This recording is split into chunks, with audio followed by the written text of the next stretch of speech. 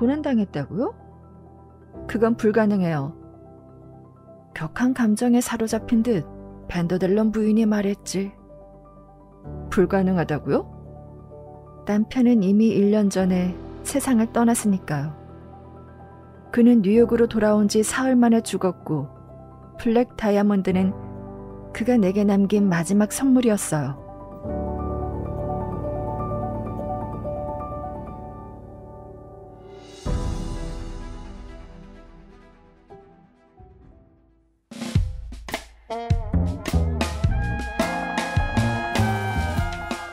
구석의 노인. 아무도 풀지 못한 사건을 구석의 노인의 추리로 듣고 있자면 절로 고개가 끄덕여지는데요. 그 노인의 추리는 증명되진 않지만 참으로 그럴듯하거든요. 오늘 들려드릴 이야기는 보헤미아 왕국에 사라진 블랙 다이아몬드 이야기예요. 나라 재정이 어려워진 보헤미아 왕이 보석을 팔기 위해 영국으로 왔다가 다이아몬드를 도난당하는 이야기인데요. 뻔할 것 같은 이야기지만 흥미진진합니다. 왜냐? 범인의 정체가 너무나 궁금하거든요. 그런데 추리소설을 읽다 보면 유독 영국 소설에 보석 도난 사건이 많이 등장하는 것 같지 않나요? 궁금해서 알아보니 세계에서 가장 많은 보석을 보관하고 있는 곳이 영국 왕실이래요. 아, 그래서 보석을 소재로 한 영국 소설이 많겠구나 하는 생각이 들었어요. 검색하면서 보석을 좀 구경했는데 와, 진짜 화려하고 예쁘더라고요. 실제로 보면 얼마나 아름다울까 싶은데 사실 이런 보석을 가지고 있으면 마음 편할 날이 없을 것 같아요. 그냥 아름다운 보석으로 치장하는 상상만으로 만족하며 오늘의 이야기, 블랙 다이아몬드를 훔친 사람은 누구? 들려줄게요.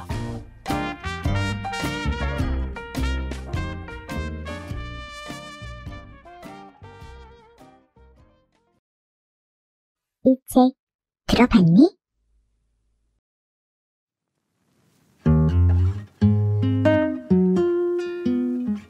저 사람이 누군지 아나? 구석에 앉아있던 노인이 몇 장의 사진이 들어있는 작은 봉투를 테이블 위로 내밀며 말했다. 맨 위에 놓인 사진에는 매혹적으로 아름다운 여인이 있었는데 그녀는 팔과 목을 드러낸 채 머리와 목에는 진주와 다이아몬드 장식을 화려하게 두르고 있었다. 이건 확실히 땡땡땡의 왕비네요. 쉿! 그가 익살스럽게 놀란 채 하며 소리쳤다. 이름을 말하면 안 되네. 왜요? 내가 웃으며 물었다. 그가 우스꽝스러울 정도로 난처한 표정을 지었기 때문이다. 사진을 자세히 보게. 여인이 착용한 목걸이와 왕관을 말이야. 그가 대답했다. 네, 그래서요? 내가 말했다. 저걸 알아보지 못한다는 건가? 나는 사진을 좀 더 유심히 들여다보고서야 문득 유럽 경찰들뿐만 아니라 외교관들까지 당황하게 했던 블랙 다이아몬드의 미스터리한 사건이 떠올랐다. 이제야 보석을 알아보는군. 우스꽝스러운 표정의 노인이 말했다. 그럴만도 하지. 디자인이 워낙 독특하기도 하고 이 사진은 세계적으로 알려졌으니 말이야. 이 미스터리한 모험담의 주인공이 된 왕과 왕비가 누구인지 자네도 잘 알고 있겠지. 이야기를 이어가기 위해 그들을 보헤미아의 왕과 왕비라 부르도록 하겠네. 그 보석의 가치는 상상을 초월했으니 보헤미아 왕이 자금난에 처했을 때 그 귀중한 장신구를 팔기로 결심한 것은 전혀 이상할 게 없었네. 그래서 1902년 왕과 왕비는 잠재적 고객을 만나기 위해 영국으로 왔지. 그 해는 깊은 슬픔과 기쁨이 교차했던 잊을 수 없는 한 해였네. 불행으로 대관식 축제가 연기된 뒤 그들은 여름 동안 치즐허스트 근교에 있는 아름다운 저택 이튼 체이스를 빌렸지. 그곳에서 왕은 진정한 스포츠맨답게 손님들을 초대했고 왕비는 성대히 대접했네. 그리고 바로 거기서 국왕이 세상에 알려진 블랙 다이아몬드 세트를 팔기로 결심했다는 소문이 퍼져나가기 시작했어. 말할 것도 없이 시장에 나온 지 얼마 되지도 않아 수많은 미국의 백만장자들이 아내를 위해 보석 세트를 탐냈고 왕의 대리인에게 파격적인 제안들이 쏟아졌네. 마침내 수십억 대의 자산가인 윌슨 씨가 목걸이와 왕관을 50만 파운드에 사겠다고 제안했고 그 제안이 받아들여졌다고 알려줬어. 그런데 불과 며칠 뒤 7월 6일 일요일과 7일 월요일자 신문에 짧지만 충격적인 소식이 실렸네. 치즐허스트에 있는 보헤미아 왕과 왕비가 거주하던 이튼 체이스 저택에 도둑이 들었고 도난당한 물품 중에는 50만 파운드라는 거액의 거래가 성사되었던 그 블랙 다이아몬드 세트가 포함되었다는 거야.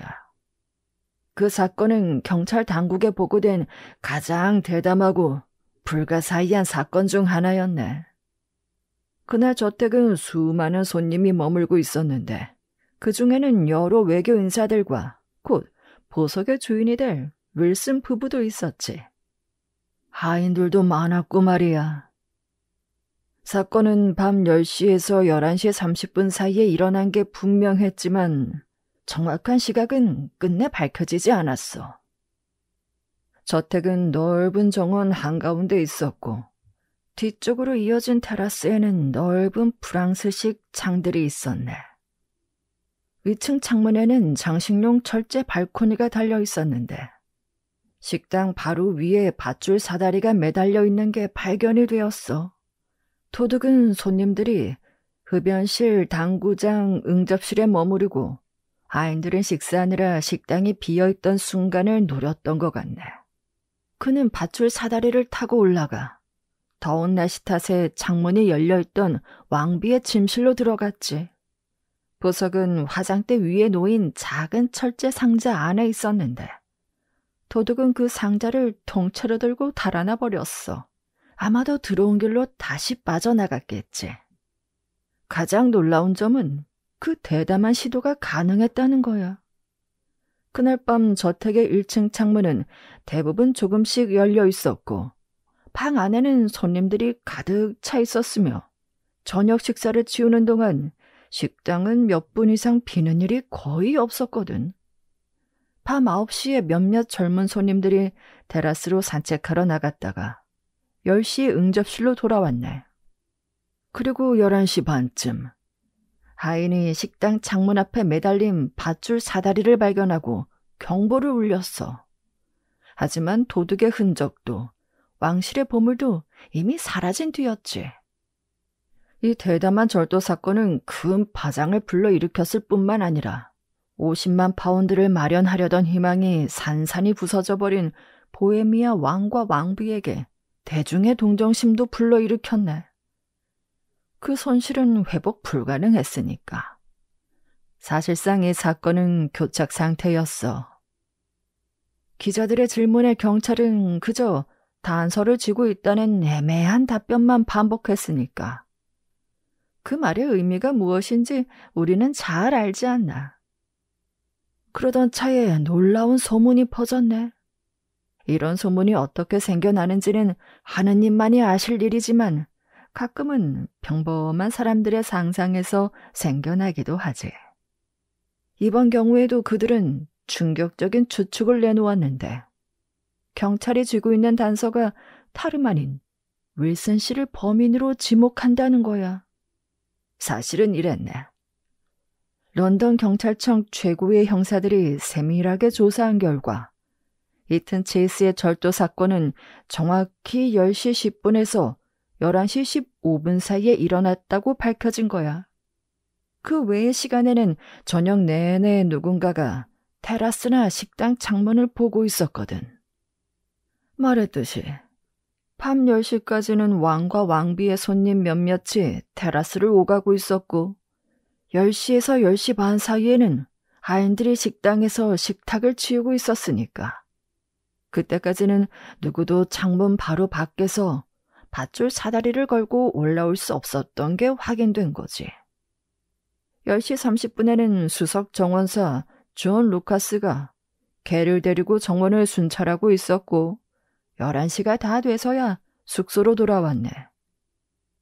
그는 테라스까지는 가지 않았고 그쪽은 그림자에 가려져 있어 사다리가 있었는지 알 수 없었지. 하지만 그는 강력하게 주장했어. 그 시간 저택 근처에는 도둑이 없었다고 말이야. 왜냐하면 감시견이 낯선 사람을 보았다면 짖었을 테니까. 루카스는 개를 데리고 들어가 먹이를 주고 11시 15분이 돼서야 개를 계집에 묶었네. 따라서 추론하자면 루카스가 10시 반에 순찰을 시작했을 때는 아직 사건이 일어나지 않았고 이후 15분 사이에 도둑의 저택으로 침입할 유일한 기회였던 거야.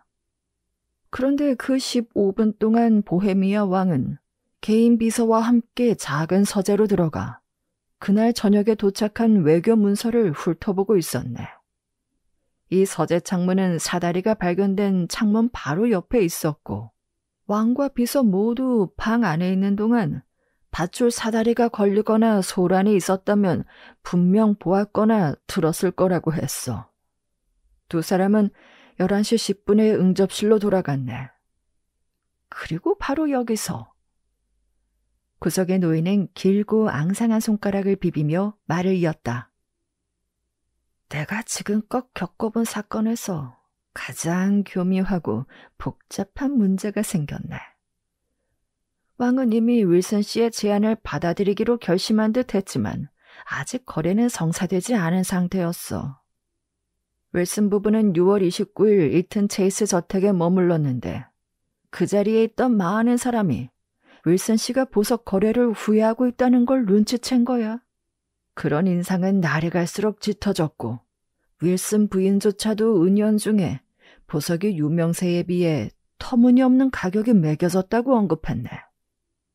결국 윌슨 부부는 그 거래를 피할 명분을 찾고 있었던 거지. 7월 5일 사건이 일어났던 그날 저녁, 윌슨 부인은 두통이 심하다며 일찍 자기 방으로 들어갔네. 그녀의 방은 저택 서쪽 별관에 있었는데 그 방의 복도에는 왕비의 방도 있었어. 밤 11시 반 무렵 윌슨 부인은 하녀 메리 프리처드를 불렀고 하녀가 들어가려는 순간 방에서 나오던 윌슨 씨와 마주쳤지. 그때 하녀는 주인이 이렇게 말하는 것을 들었네. 걱정하지 마. 돌아가면 전부 다시 세공해 줄 테니. 한편 형사들은 이틀 전 윌슨 씨가 주식거래소에서 큰 손실을 보았다는 정보를 입수했고 그가 2-3명의 사업가 친구들에게 블랙 다이아몬드는 자신이 감당할 수 없는 사치품이 되어버렸다고 말한 사실도 알아냈네. 어쨌든 세상을 떠들썩하게 만든 절도 사건이 일어난 지 일주일도 안 되어 런던의 사교 클럽마다 떠도는 소문이 있었어. 바로 미국의 억만장자 제임스 S. 윌슨이 블랙 다이아몬드를 살 수 없게 되자 부정한 방법으로 손에 넣었다는 거야. 자네도 인정하겠지. 윌슨에게 불리한 정황 증거들이 가득하다는 걸. 물론 모두 정황 증거일 뿐 그가 보석을 가지고 있다는 증거는 전혀 없었네. 사실 보석의 흔적조차 발견되지 않았지만 태중은 윌슨이 보석을 잠시 숨겨두었다가 미국으로 돌아가면 다시 세공할 거라고 수군됐어. 그런 흉흉한 소문이 퍼질 정도라면 당사자가 전혀 모를 수는 없지. 윌슨은 곧 더는 런던에서 버틸 수 없게 되었다는 걸 알게 되었네. 클럽에서는 친구들이 그를 외면했고 그의 아내를 찾던 사교계 여성들은 사라졌지. 급기야 어느 날 사냥터에서는 사냥 모임의 총책임자였던 반지대 일경이 공개적으로 그를 무시했네. 그제야 윌슨은 행동할 때라 생각했어. 유능하지만 그리 정직하지 않은 변호사에게 사건을 맡겼는데 그는 일정한 기간 내에 재력 있는 피고인을 찾아내 그를 상대로 거액의 명예훼손 소송을 걸어주겠다고 약속했네. 변호사는 약속을 지켰지. 그는 갈튼 호텔 정업원 몇 명을 매수해 덫을 놓았는데 그 결과 6개월 만에 반지대일경 부부가 공개석상에서 모두가 속으로만 생각하던 말을 꺼내도록 유도했어. 즉, 제임스 S. 윌슨 씨는 블랙 다이아몬드를 못 사게 되자 훔치는 편이 더 낫다고 판단했다는 거였네. 이틀 뒤 제임스 S. 윌슨은 고등법원에 반지대일경 부부를 상대로 명예훼손 소송을 제기하며 5만 파운드의 손해배상을 청구했지. 하지만 잃어버린 보석의 행방은 여전히 풀리지 않았어. 보헤미아 왕과 왕비는 작은 왕국과 맞먹는 가치의 보석을 빼앗긴 직후 영국을 떠나버렸네. 그리고 충격적인 명예훼손 재판은 가을에 열릴 것으로 예상되었는데 블랙 다이아몬드가 사라진 지 16개월이 조금 넘은 시점이었지. 지난 사교 시즌은 그다지 화려하지 못했는데 아마도 잦은 비 때문이었을 거야. 그럼에도 세계의 중심지인 런던은 여느 때처럼 이름난 방문객들로 가득했고 그 중에서도 7월 둘째 주에 도착한 벤더델런 부인은 가장 주목받는 인물이었지. 그녀의 막대한 재산은 후광처럼 그녀를 감싸고 세상에서 가장 부유한 여인이라는 소문이 정설처럼 퍼졌네.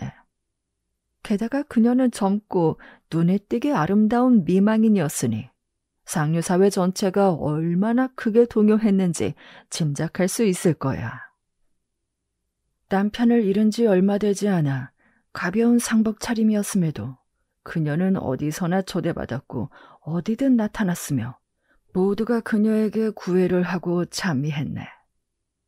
그녀의 의상과 보석은 여성 잡지에 실렸고 그녀의 세련된 태도와 매력은 모든 클럽의 화제거리가 되었지. 그리고 의심할 여지 없이 7월 궁정 연회는 화려할 거라 예상했지만 벤더델런 부인이 초대받아 참석할 거란 기대로 모두를 더욱 들뜨게 했네. 나는 버킹엄 궁전의 그 장면을 상상해보곤 하네. 구석의 노인은 새로 산 반짝이는 끈을 애무하듯 손가락으로 만지작거리며 말을 이었다. 물론 내가 그 자리에 있었던 건 아니지만 눈앞에 선명히 그려진다네. 풀빛, 인파, 아름다운 여성들, 반짝이는 다이아몬드. 그러다 웅성거림이 사라지고 침묵이 흐르는 가운데 벤더델런 부인이 소개되는 장면이. 그녀가 입장하자 모든 여성이 그 아름다운 미국인을 바라보네. 왜냐하면 영국 궁정에 처음 등장하는 만큼 이날 그녀의 드레스는 틀림없이 아름다움의 전형이 될 거라 여겼기 때문이지.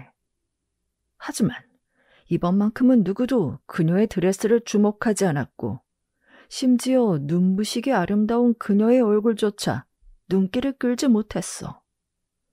모든 시선은 오직 하나에 고정되었는데 사람들의 입에서는 단 한마디의 감탄사가 흘러나왔지.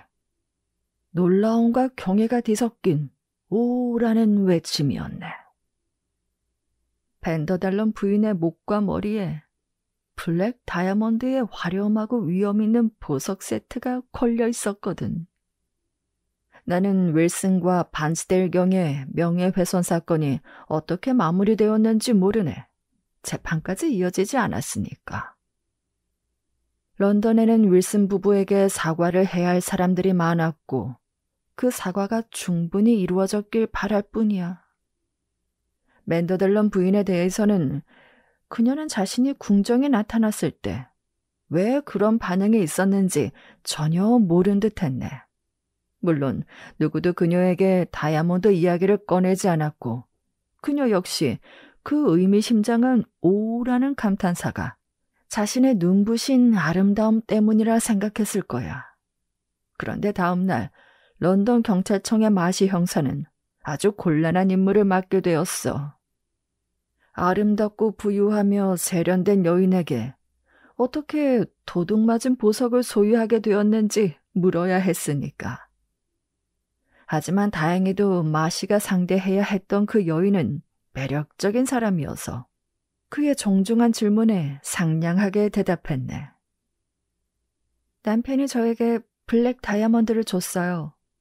그녀가 말했지. 그가 유럽에서 돌아온 그 해였어요. 저는 지난 봄 빈에서 보석을 세공했고 어젯밤 처음으로 착용했어요. 그런데 왜 이런 이상한 질문을 하시는 거죠? 당신의 남편 말인가요? 밴더 델런 씨 말입니까? 마시는 그녀의 질문을 무시한 채 되물었네. 물론이죠. 그녀가 다정하게 대답했어. 아마 남편의 이름을 들어본 적이 없으실 거예요. 하지만 그의 이름은 미국에서는 잘 알려져 있는데 모두가 그를 석유왕이라고 불렀거든요. 그의 취미 중 하나가 보석 수집이었고 그 보석을 제가 착용하는 걸 무척 좋아했죠. 그래서 저에겐 값진 보석을 선물하곤 했답니다. 블랙 다이아몬드는 정말 멋진 보석이에요. 그런데 다시 물어볼게요. 그녀는 다소 거만한 태도로 말했네. 왜 이런 조사를 하시는 거죠? 이유는 간단합니다, 부인. 형사가 퉁명스럽게 대답했지. 그 다이아몬드는 보헤미아 왕비의 것이었고 작년 7월 5일 치즐허스트 이튼 체이스 저택에서 도난당했습니다. 도난당했다고요? 그녀가 경악하며 믿기 어렵다는 표정을 지었지. 그렇습니다. 도난당했습니다. 마시 형사가 말했네. 부인을 귀찮게 하고 싶지 않지만 지금 바로 밴더델런 씨와 제가 연락할 수 있도록 해주셔야겠습니다. 그의 설명이 필요하니까요. 그건 불가능해요. 격한 감정에 사로잡힌 듯 밴더델런 부인이 말했지. 불가능하다고요? 남편은 이미 1년 전에 세상을 떠났으니까요. 그는 뉴욕으로 돌아온 지 사흘 만에 죽었고 블랙 다이아몬드는 그가 내게 남긴 마지막 선물이었어요. 그 뒤 잠시 침묵이 흘렀어. 노련한 형사였던 마시조차도 어찌할 바를 몰라 난처해졌네. 그는 나중에 이렇게 말했지. 밴더델렌 부인은 겉으로는 젊고 경솔해 보였지만 한편으론 대단히 영리하고 앞을 내다보는 사업가처럼 보였다고. 우선 그녀는 사건을 덮어두거나 보석을 돌려달라는 요구를 거부했네. 정당한 소유권이 제대로 입증되기 전까지는 절대 요구에 응할 수 없다면서. 그건 곧 내 남편이 불법적으로 보석을 손에 넣었다는 걸 인정하는 것이나 다름없으니까요. 그녀가 대답했지. 동시에 그녀는 사건의 진실을 밝혀내는 자에게 1만 파운드라는 거액의 사례금을 내걸었네. 기억해두라고. 밴더델렌 씨는 1902년 7월 8일 하브르에서 뉴욕행 배에 올랐는데 이튼 체이스에서 다이아몬드가 도둑맞은 지 정확히 사흘 뒤였어.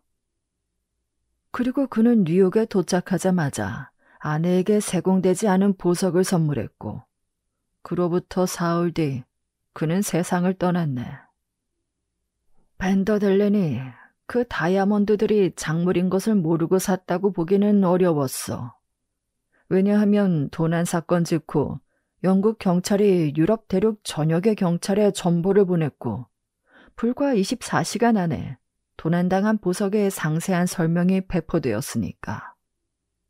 적어도 노련한 사업가이자 영리한 수집가였던 밴더델런이 그런 값진 보석을 사들이면서 출처를 확인해보지 않았다는 것은 매우 이상한 일이었네. 게다가 그 보석들은 다소 은밀하게 거래된 게 분명했으니까. 하지만 밴더델렌 부인은 자기 주장을 굽히지 않았고 그녀가 원하는 조사가 끝나기 전까지는 절대 보석을 내놓지 않겠다고 버텼네. 필요하다면 훔친 물건을 고의로 은닉했다는 죄로 재판에 넘겨도 좋다고 했어. 사건이 널리 알려져 공론화될수록 남편의 결백이 더욱 분명히 드러날 거라 그녀는 굳게 믿고 있었던 것 같아. 결국 사건은 고등법원으로 넘어갔네. 보헤미아 왕의 대리인이 블랙 다이아몬드 반환을 요구하며 밴더달린 부인을 상대로 제기한 그 화제의 소송은 아마 자네 기억에도 또렷이 남아있을 거야. 밴더달린 부인이 자신의 변호를 위해 누구를 불러올지 아무도 예상하지 못했는데 그녀는 아서 잉그로드 경과 변호사협회에서도 손꼽히는 명성 있는 변호인단을 선임했네.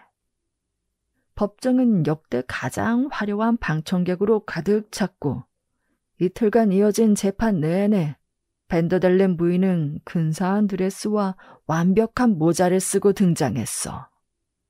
왕실 측 원고가 제출한 증거는 단순했네.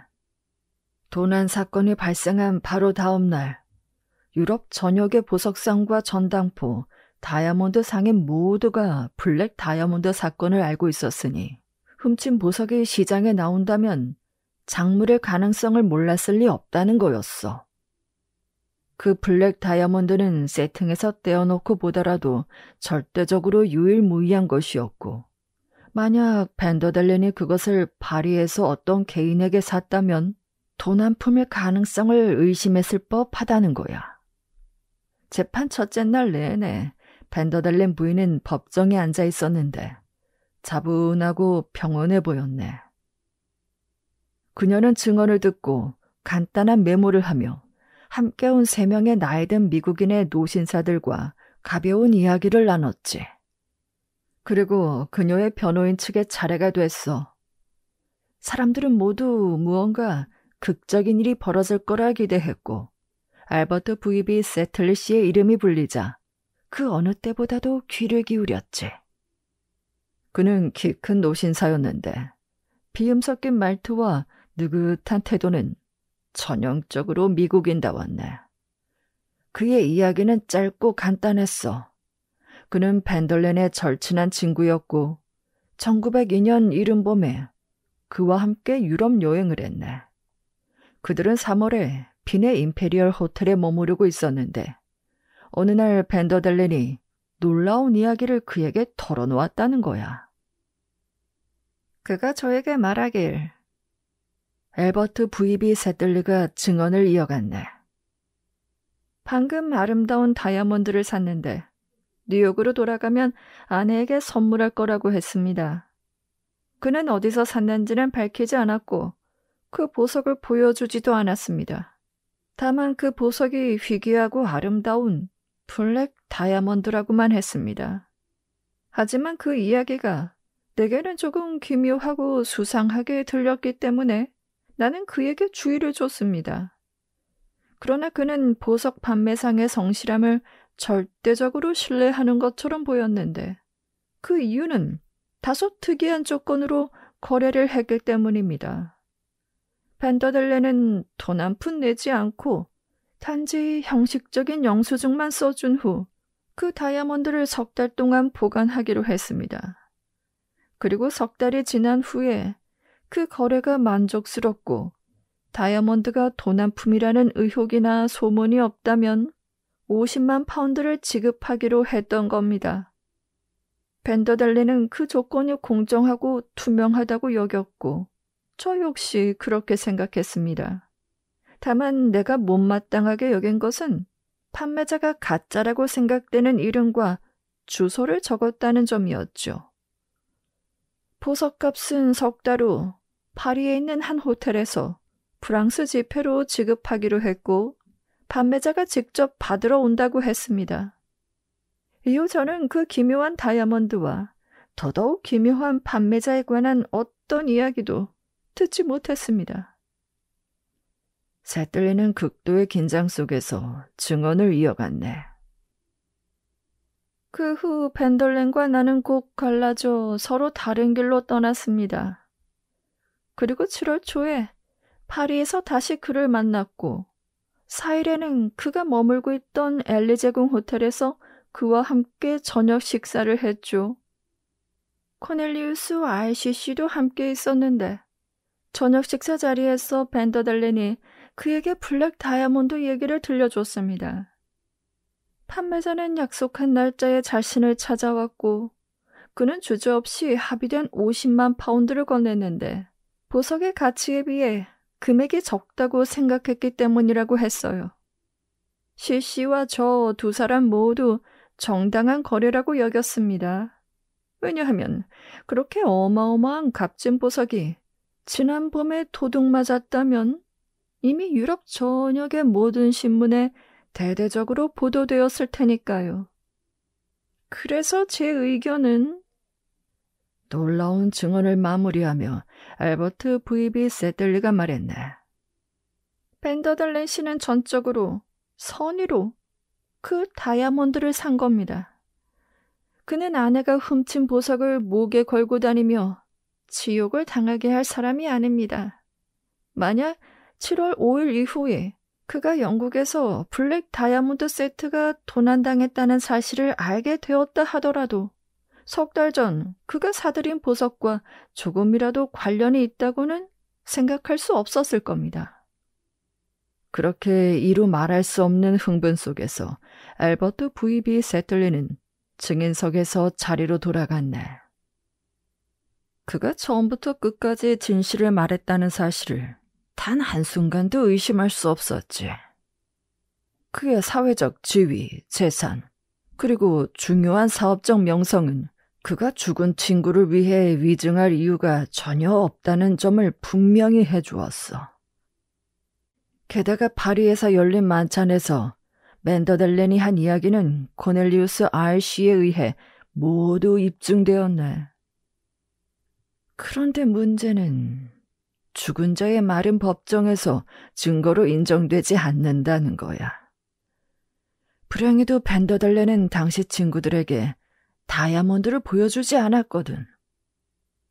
그가 6월 말에서 7월 초 사이에 은행에서 거액을 찾은 것은 확실했는데 그 총액은 100만 파운드가 조금 넘는 액수였지.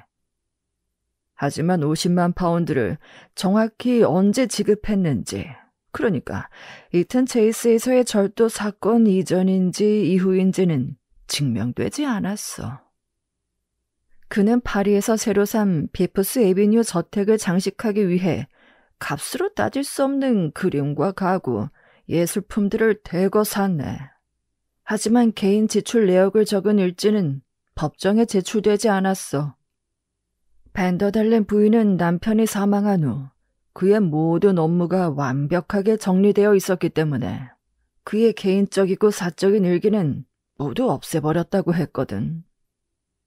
그래서 원고 측 변호인은 벤더델렌 부인 측 방어 논리를 하나하나 무너뜨릴 수 있었지. 그들은 이미 죽은 사람이 했다고 전해지는 이야기에만 의존하고 있었으니까. 판결은 원고가 승소했지만 판사와 배심원을 포함해 많은 사람의 동정심은 남편의 명예를 고결하게 지켜내려 했던 부인에게 있었네. 하지만 벤더벨렌 부인은 끝까지 평범한 여자가 아님을 증명했어. 그녀에게는 숨겨둔 결정적인 카드 한 장이 있었지. 판결에 따라 블랙 다이아몬드를 넘겨준 뒤 이틀 후 그녀는 보석을 50만 파운드에 다시 사들이겠다고 제안한 거야. 그 제안은 받아들여졌고 지난 가을 왕이 런던을 공식 방문했을 때 각종 성대한 사교 행사에서 아름다운 벤더델렌 부인만큼 많은 존경과 찬사를 받은 사람은 없었네. 황후의 품격에도 어울렸을 화려한 블랙 다이아몬드 세트로 치장한 그녀는 모두의 시선을 사로잡았어. 구석에 앉아있던 노인은 잠시 말을 멈추더니 ABC 찻집의 대리석 테이블을 손가락으로 무심히 두드렸다. 참으로 미스터리한 이야기지? 잠시 후 그 괴짜 같은 노인이 말을 이었다. 현실이라기보다는 로맨스 소설 같다니까. 정말 당혹스러운 이야기네요. 내가 말했다.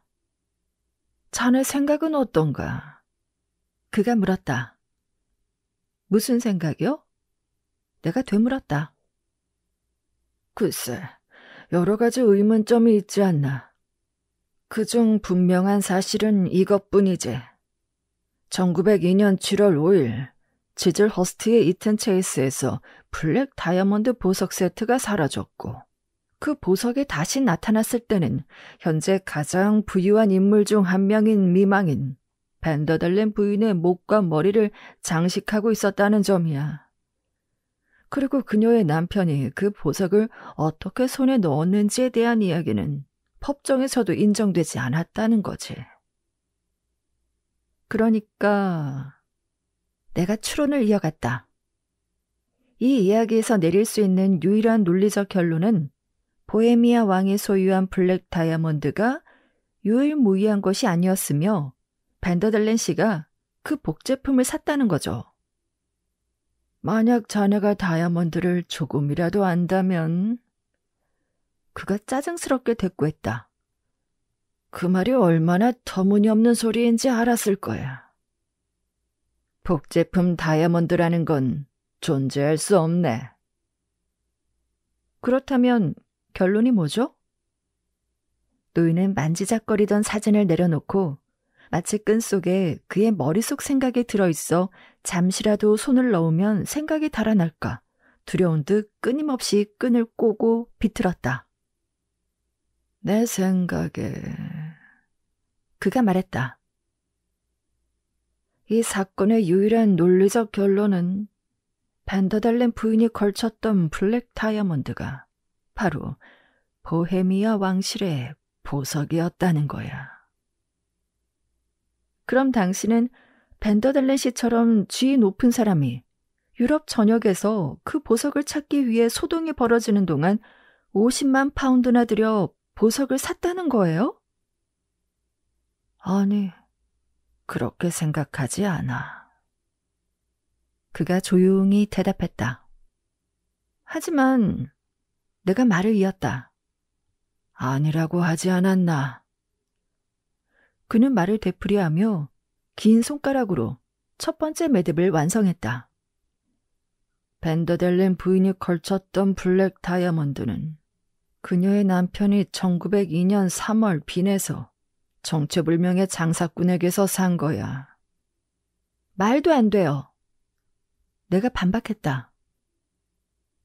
보헤미아 왕비는 5월과 6월 내내 그 보석 세트를 착용했고 그것은 7월 5일 이튼 체이스에서 도난당했네. 보헤미아 왕비가 그 시기에 블랙 다이아몬드를 착용한 건 사실이야. 그리고 7월 5일에 도둑 맞은 것도 맞네. 하지만 그게 진품이라는 걸 입증할 수 있는 근거가 있나? 그가 흥분하며 말했다. 뭐라고요? 내가 외쳤다. 두 번째 요점은 그가 막대기에 매달린 원숭이처럼 팔짝 뛰며 말했다. 윌슨이 다이아몬드 절도 사건과 무관하다는 것은 인정되었지만 이상하지 않나. 지금까지 그 누구도 범인으로 지목되지 않았다는 게. 하지만 저는 이해가 안 되는데 진실은 설명할 필요도 없을 만큼 아주 단순하지. 내 생각은 이렇네. 보헤미아 왕은 심각할 정도로 재정이 궁핍해지자 그 유명한 블랙 다이아몬드를 팔기로 결심했다는 거야.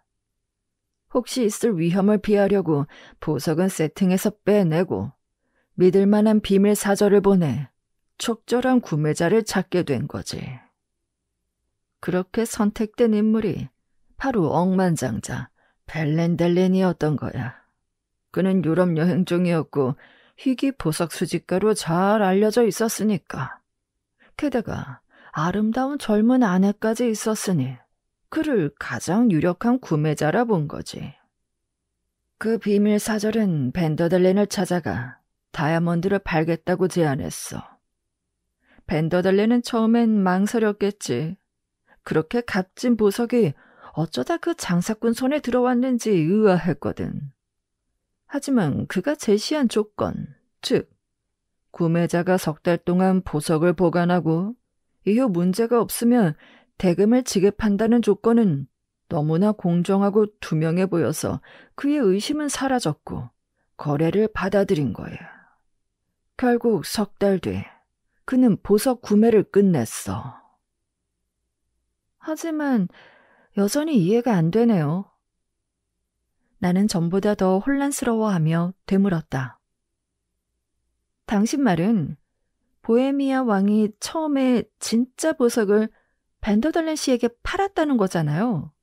그렇다면 왕비가 착용하고 또 윌슨 부부에게 팔겠다고 내놓았다는 그 보석 세트는 뭐죠? 이튼 체이스에서 일어난 도난 사건은 또 뭐고요? 세 번째 요점. 그는 날카롭게 외치며 복잡한 매듭을 또 하나 엮어갔다. 내가 아까 말했지 않는가. 보헤미아 왕은 돈이 궁했다고. 그것도 아주 심각하게. 그는 블랙 다이아몬드를 벤더달렌에게 팔기 전 파리에서 정교하게 제작된 모조품을 준비한 거야. 진짜와 구분할 수 없을 만큼 완벽한 모조품을. 그리고 입을 다무는 조건으로 후하게 보수를 받은 어떤 신뢰할 수 있는 사람을 시켜 원래 세팅에 모조품 보석을 끼워 넣은 거지. 그 뒤 보석 세트를 매물로 내놓았다고 알렸고 구매자가 나타나길 기다렸던 거지. 그리고 며칠 뒤 그 가짜 다이아몬드가 도난당한 거야. 범인은 누구였죠? 보헤미아 왕이 아끼고 신뢰하던 벗이었네. 애초에 이 사기극에 가담했던 인물이었지. 그가 왕의 명을 받아 왕비 침실 창문으로 밧줄 사다리를 내려보냈고 가짜 보석 세트를 왕에게 넘겼네. 왕은 그것을 흔적조차 남기지 않고 완전히 없애버렸고 이후 블랙 다이아몬드를 찾겠다며 유럽 전역이 떠들썩해졌지. 그리고 1년쯤 지나 진짜 보석이 한 여인에게서 발견되어 결국 법적으로 반납할 수밖에 없게 된 거야. 그렇게 해서 보헤미아 왕은 블랙 다이아몬드로 무려 100만 파운드를 손에 넣은 거지. 벤더달렌 부인이 사지 않더라도 다른 누군가가 분명 샀을 테니까. 그리고 노인은 자취를 감췄다. 나는 그 자리에 남아 3명의 아름다운 여인의 사진을 바라보며 블랙 다이아몬드를 훔친 진범을 가장 잘 알고 있을 사람은 결국 보헤미아 왕비가 아닐까 하는 생각에 잠겼다.